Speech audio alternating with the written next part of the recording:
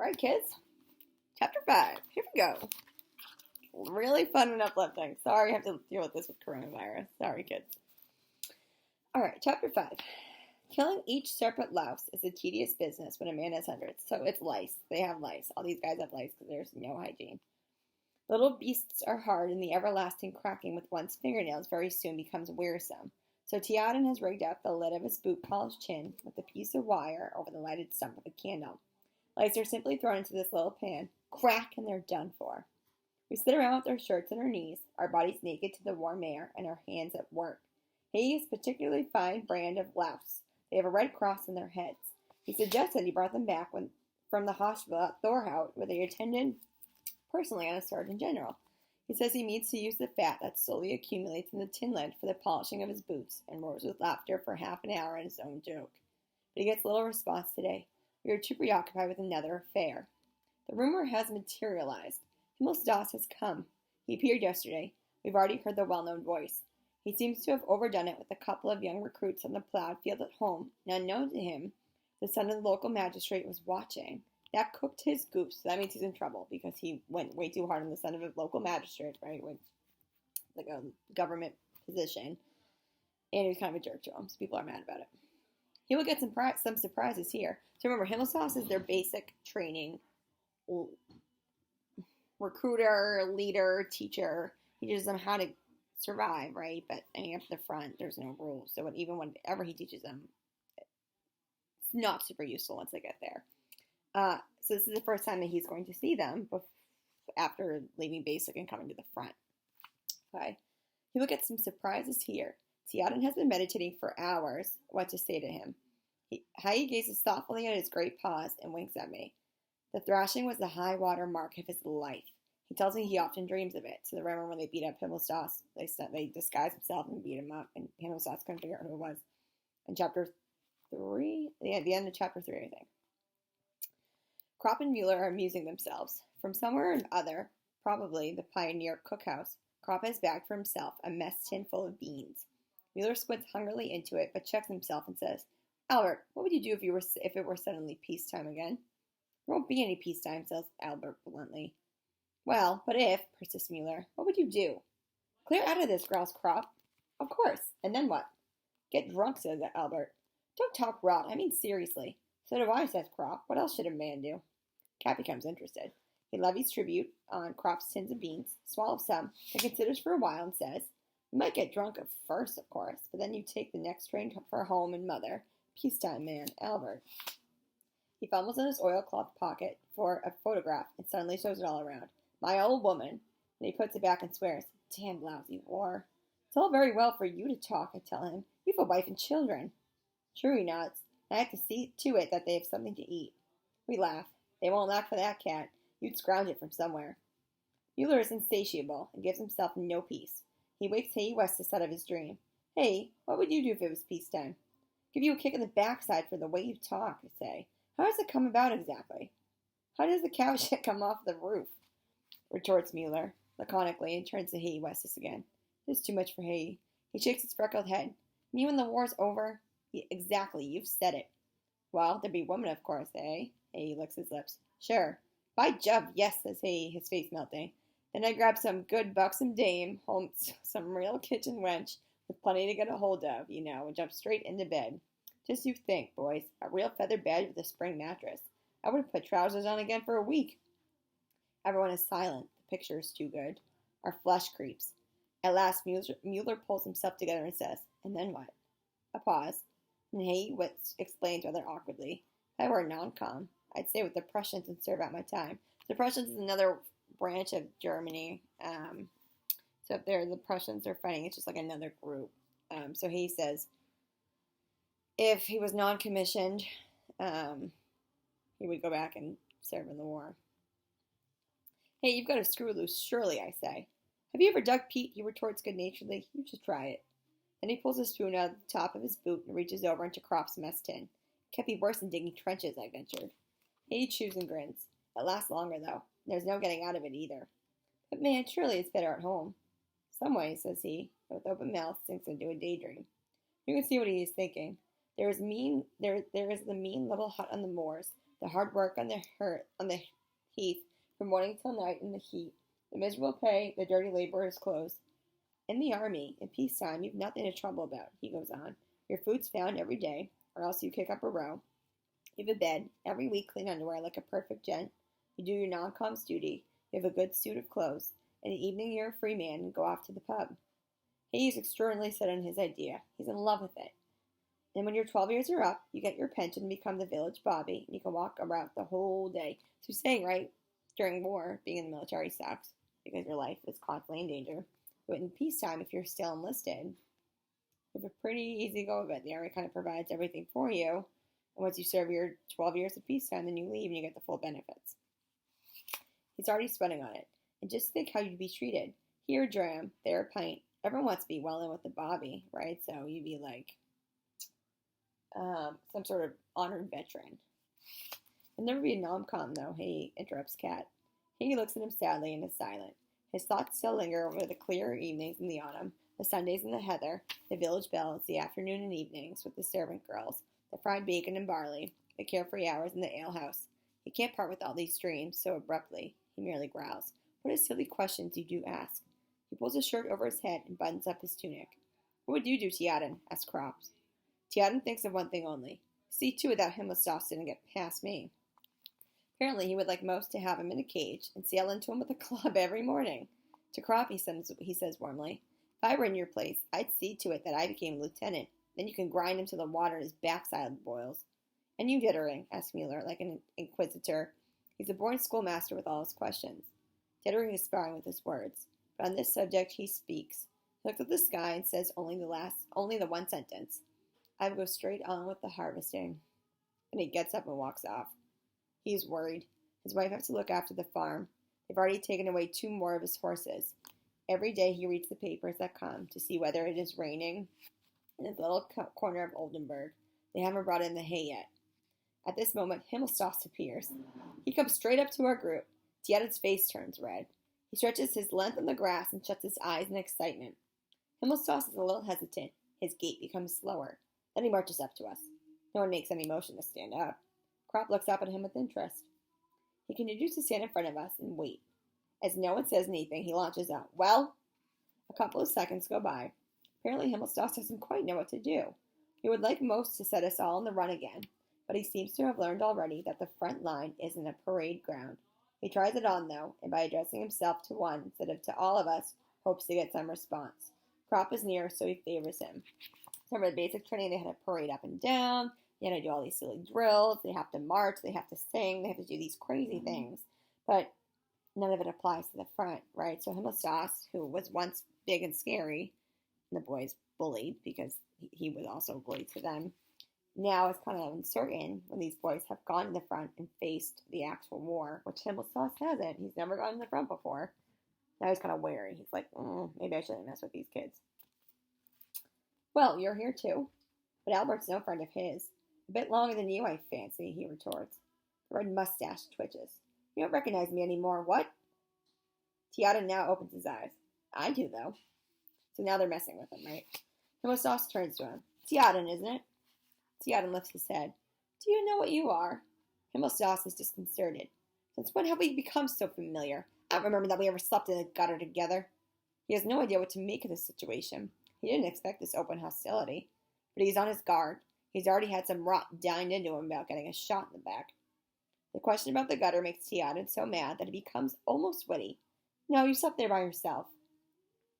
Himmelstoss begins to boil, but Tiaden gets in ahead of him. He must bring off his insult. Wouldn't you like to know what you are? A dirty hound, that's what you are. I've been wanting to tell you that for a long time. The satisfaction of Munch shines in his dull pig eyes as he spits out, Dirty hound! Himmelstoss lets fly now, too. What's that, you muckrake, you dirty Pete stealer? Stand up there, bring your heels together when your superior officer speaks to you. Tiaden waves him off. You make a run and jump on yourself, Himmelstoss. Himmelstoss is a raging book of army regulations. The Kaiser couldn't be more insulted. Tiaden, I command you as your superior officer. Stand up. Anything else you would like? Asked Tiaden. Will you obey my order or not? Tiaden replies, without knowing it, in a well-known classical phrase. At the same time he ventilates his backside. I'll have you court-martialed, storms Himmelstoss, right? So Theoden definitely does something wildly inappropriate and says something inappropriate, and Himmelstoss just bounds off. Sorry, my computer's dying. I gotta charge it. Moving to the floor. We watch him disappear in the direction of the orderly room. Theoden bursts into a regular Pete Digger's bellow. So they're laughing so hard, right? He laughs so much that he dislocates his jaw, suddenly stands there helpless with his mouth wide open. Albert has to put it back again by giving it a blow with his fist. So his jaw literally becomes dislocated, and they have to punch it to put it back into place. Oh, sorry. Time out. Okay, better.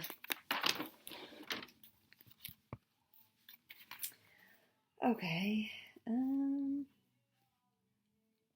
Cat is troubled. If he reports you, it'll be pretty serious.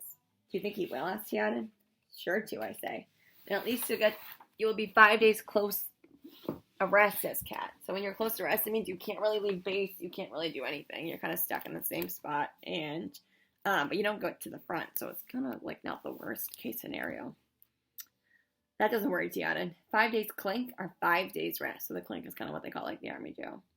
And if they send you to the fortress or just a thoroughgoing Mueller, well, for the time being, the war will be over as far as I'm concerned. Theoden is a cheerful soul. There aren't any worries for him. He goes off with Hae and Lear so that they won't find him in the first flush of excitement. Mueller hasn't finished yet. He tackles Crop again. Albert, if you were really at home now, what would you do?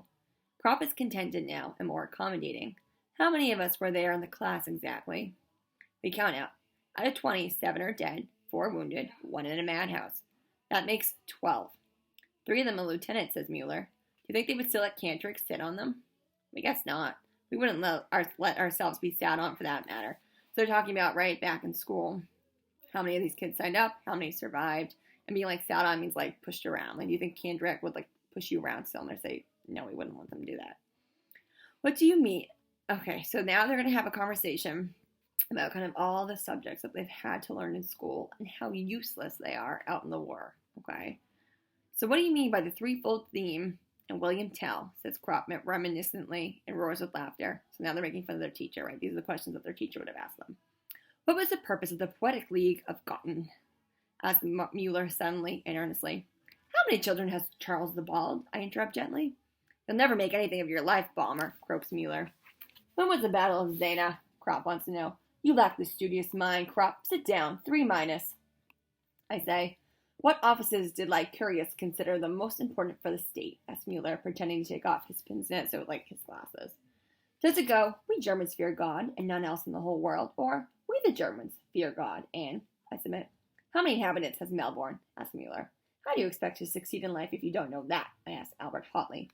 Which he caps with, what is meant by cohesion? Remembered mighty little of all that rubbish. Anyway, he's never been the slightest use to us. At school, nobody ever taught us how to light a cigarette in the storm of rain, nor how a fire could be made with wet wood, nor that it is best to stick a bayonet in the belly because it doesn't get jammed as it does in the ribs. So they're saying all these useless questions they were asked all the time. Now they're out in the front and none of it matters. Mueller says thoughtfully, what's the use? They'll have to go back and sit on the forms again. So they're going to have to go back and take like a test to show that they passed high school and that they can go into college. I consider that out of the question. We might take a special exam. That needs preparation. And if you do get through, what's then? A student's life isn't any better. If you have no money, you have to work like the devil. It's a bit better, but it's all rough the same. Everything they teach you. Crop supports me. Excuse me. How can a man take all that stuff seriously when he's once been out here? Still, you must have an occupation of some sort, insists Mueller, as though he were Cantrick himself. Albert cleans his nails with a knife. We are surprised at this delicacy, but it is merely pensiveness. He puts the knife away and continues. That's just it. Cat and Dettering and Hae will go back to the jobs because they had them already. Himmelstoss too. But we never had any. How will we ever get used to one after this? Here. He makes a gesture toward the front. What we'll want is a private income, and then we'll be able to live by ourselves in a wood, I say, but at once feel ashamed of this absurd idea. But what will really happen when we go back, wonders Mueller, and even he is troubled. Crop gives a shrug. I don't know. Let's get back first, and then we'll find out. We are all utterly at a loss. What could we do? I ask. I don't want to do anything, replies Crop wearily. He'll be dead one day, so what does it matter? I don't think we'll ever go back. When I think about it, Albert, I say, after a while, rolling over on my back, when I hear the word peacetime, it goes to my head. And if it really came, I think I would do some unimaginable thing. Something, that it's worth having lain here in the muck for. But I can't even imagine anything. All I do know is that this business about professions and studies and salaries and so on makes me sick. It is and always was disgusting. I don't see anything at all, Albert. All at once, everything seems to me confused and hopeless. Crop feels it too. It'll go pretty hard with us all. But nobody at home seems to worry much about it. 2 years of shells and bombs. A man won't peel that off as easy as a sock. We agree that's the same for everyone. Not only for us here, but everywhere. For everyone who was our age. To some more, and to others less. It's the common fate of our generation. Albert expresses it. The war has ruined us for everything. He is right. We are not youth any longer. We don't want to take the world by storm. We are fleeing. We fly from ourselves, from our life. We were 18 and had begun to love life and the world. We had to shoot it to pieces. The first bomb, the first explosion burst in our hearts. We are cut off from activity, from striving, from progress. We believe in such things no longer. We believe in the war. Right, so it's really sad, this conversation that they have. It turns really depressing when they all realize that, I don't know, you guys know, right? 16, 17, 18, you're on the cusp of life. You're about to go out and explore the world and do things and, live your best life. And, these kids were there and now they're not. It just got kind of ripped from them. And now they're really depressed because, what? There's no hope for them, right? What are they going to do after the war? How do you can't shed the war. You're always going to remember it, all the horrific things. The orderly room shows signs of life. Himmelstoss seems to have stirred them up. At the head of the column trots the fat sergeant major. It is queer that almost all of the regular sergeant majors are fat. Himmelstoss follows, another jab at this idea of authority and that everyone that's in charge should not be in charge. Himmelstoss follows him, thirsting for the vengeance. His boots gleam in the sun. We get up. Where's Tiaden? The sergeant buffs. So the sergeant's higher up than Himmelstoss. So the boys are soldiers. Himmelstoss is like a recruiting, basic training level, and now the sergeant's higher than Himmelstoss. So when Tiaden was rude to him, Himmelstoss complained to the sergeant. Now the sergeant's going to have to take care of the boys. No one knows, of course. Himmelstoss glowers at us wrathfully. You know very well. You won't say that's the fact of the matter. Out with it. Fatty looks around inquiringly, but Tiaden is not to be seen. He tries another way. Tiaden will report at the orderly room in 10 minutes. And he steams off with Himmelstoss in his wake. I have a feeling that next time we go up wiring, I'll be letting a bundle of wire fall on Himmelstoss's leg, hints Crop. Well, we have quite a lot of jokes with him, laughs Mueller. That is our sole ambition, to knock the conceit out of a postman. I go into the hut and put Tiaden wise. He disappears. Then we change our posse and lie down again to play cards. We know how to do that. To play cards, to swear, and to fight. Not much for 20 years, and yet too much for 20 years. Half an hour later, Himmelstoss is back again. Nobody pays any attention to him. He asks for Tiaden. We shrug our shoulders. Then you better find him, he persists. Haven't you been to look for him? Crop lies back in the grass and says, have you ever been out here before? That's none of your business, retorts Himmelstoss. I expect an answer. Very well, says Crop, getting up. See up there where those little white clouds are? Those are anti-aircraft. We were over there yesterday. 5 dead and 8 wounded. And that's a mere nothing. Next time when you go up with us, before they die, the fellows will come up to you, click their heels and ask stiffly, please, may I go? Please, may I hop it? We've been waiting here for a long time for someone like you. Heavy sarcasm. No one wants Himmelstoss here. He sits down again, and Himmelstoss disappears like a comet. 3 days CB, conjectures Cat. Next time, I'll let fly, I say to Albert. So they're nervous that because Crop talked back to Himmelstoss, that Himmelstoss is going to punish him too. But that's the end. The case comes up for trial in the evening. In the orderly room sits our lieutenant, Bertink, and calls us in one after another. I have to appear as a witness and explain the reason of Tiaden's insubordination. The story of the bedwetting makes an impression. Himmelstoss is recalled, and I repeat my statement. So now it's going up to the higher-ups. Now they all have to listen to the story because Himmelstoss keeps complaining. And the boys now have to act as witnesses, say, nope, Himmelstoss deserved it. Tiana was innocent, yada, yada, yada. This is why Tiana did it. I mean, I guess he's not really innocent, right? Because he does kind of torture Himmelstoss. But remember in the beginning when Himmelstoss was picking out Tiana, he put this poor kid on the bottom bunk and above Tiana, and there was a kid that used to wet his pants at night, and he did it on purpose as a punishment to Tiana.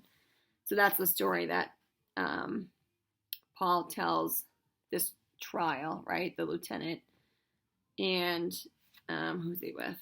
And Bertink. To explain why Tiana was so rude to Himmelstoss just a few pages ago. I tried to evade the question, but in the end had to confess, for Kropp tells the same story. Why didn't someone report the matter then? Asked Bertink. We are silent. He must know himself how much use it is reporting on such things. It isn't usual to make complaints in the army. He understands it all right, though, and lectures Himmelstoss, make it plain to him that the front isn't a parade ground.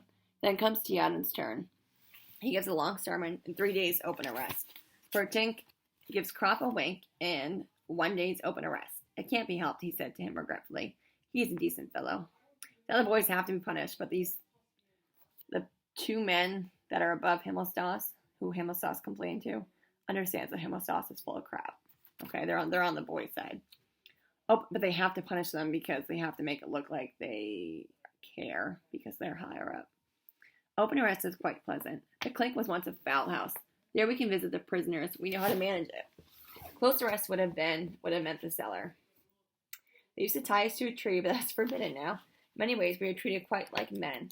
An hour later, after Tiana and Kropp are settled in behind their wire netting, we make our way into them. Tiana greets us crowing. Then we play scat far into the night. Tiana wins, of course, the lucky wretch. When we break it up, Kat says to me, "What do you say to some roast goose?" "Not bad," I agree. We climb on a munition wagon. The ride costs us 2 cigarettes. Kat has marked the spot exactly. The shed belongs to a regimental headquarters. I agree to get the goose and receive my instructions. The outhouse is behind the wall, and the door shuts with just a peg. Kat hoists me up. I rest my foot in his hands and climb over the wall. Kat keep watch below. I wait a few moments to accustom my eyes to the darkness, then I recognize the shed. Softly I steal across, lift the peg, pull it out, and open the door. I distinguish 2 white patches. So near this base camp, there's must be a farm. And they're going to steal the goose. Okay, these geese. I distinguish 2 white patches, 2 geese. That's bad. If I can grab one, the other will cackle.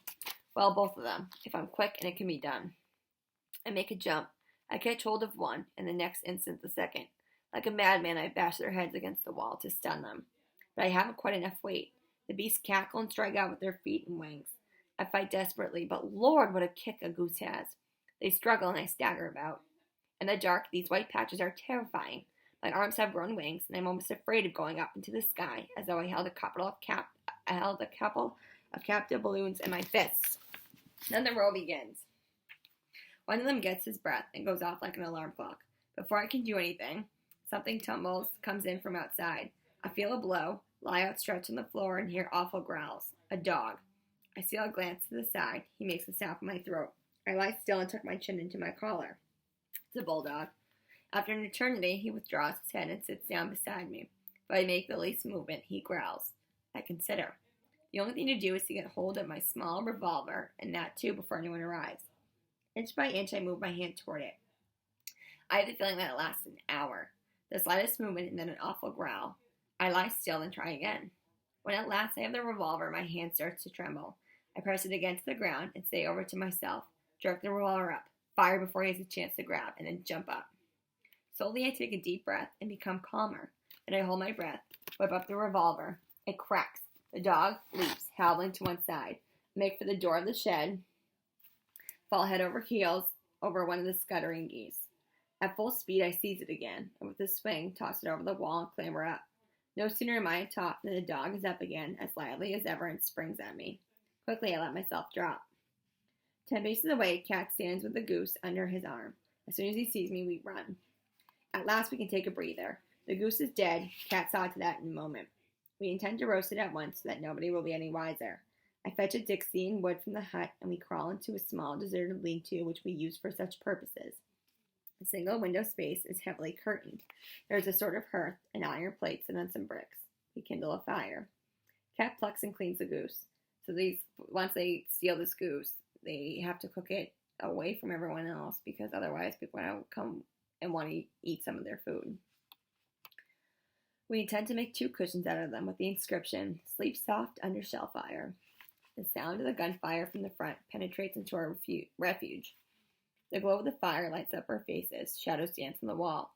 Sometimes a heavy crash and the lean-to shivers. Aeroplane bombs. Once we hear a stifled cry, a hut must have been hit. Airplanes drone. The tack-tack of machine guns break out. But no light that could be observed shows from us. We sit opposite one another, Cat and I, 2 shoulders in shabby coats, cooking a goose in the middle of the night.